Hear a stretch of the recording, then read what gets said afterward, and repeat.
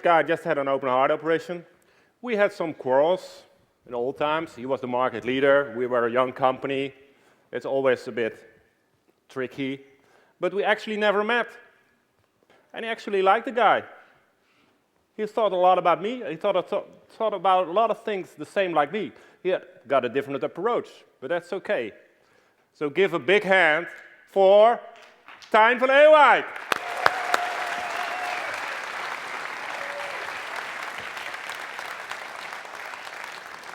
I'm going to take you back 20 years. I was 25 then, and out of 500 applicants, I was elected to go to Paris and to apply for a job with a big, major oil company.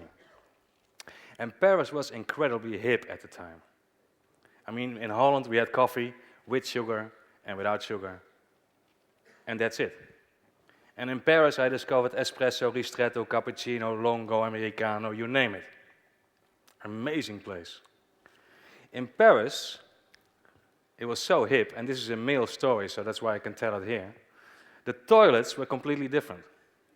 In Holland we had those white urinoirs. In Paris, in Café Coste, the toilet was a big glass wall, and there was water coming over it, there was lights behind it, and you could pee in the waterfall. And that feels great. You're a man, you know what I talk about. In Pizzeria La Grotte, it was really a cave, and you had to bend over, and you could pee in the stream. And there were even little goldfish swimming in the stream. And then if you look carefully, you saw they were fake. But still, it was an amazing experience. And after my second interview, all dressed up, you know, I had one suit, and I was wearing the suit. I went on La Défense to this Grand Café. I went to the toilet, and there they had something special too. They had this like 4 meters long copper trough, and there was white stones in it, and the plants growing. And I was doing my thing, like we men do our thing. And then this middle-aged guy walks in, like my age right now. Middle-aged guy walks in, stands next to me, goes like this, and starts washing his hands. And he looks at me, and I look at him. And we talked yesterday about your paradigm shifting, like this. A paradigm shifts very quickly.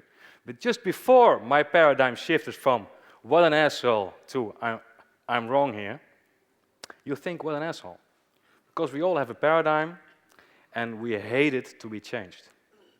We even are able to kill if somebody wants to change our paradigm, which happened to the first 2 guys that said that the world was round. So I'm going to try and shift your paradigm. Pickup artists suck. Why do I think so? If you just take the word pickup artist, what does it mean to pick up? I mean, you pick up an object. It doesn't show any respect to the woman. If you pick up a girl, she has no say at all in it.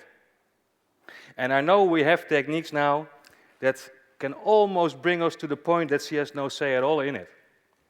But that's an enormous lack of respect.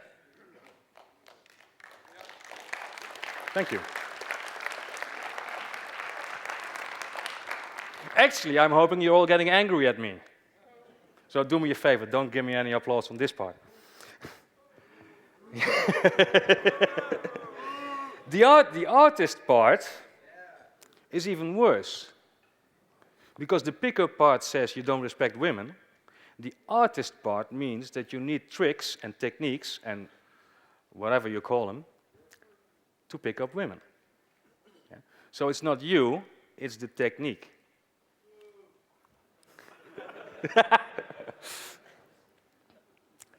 And it's even worse. Because you guys are not pickup artists, the pickup artists are up here. Most of you guys are pickup artist imitators. I mean, there's artists here that thought a lot about it, they explain tricks, and you try to use them.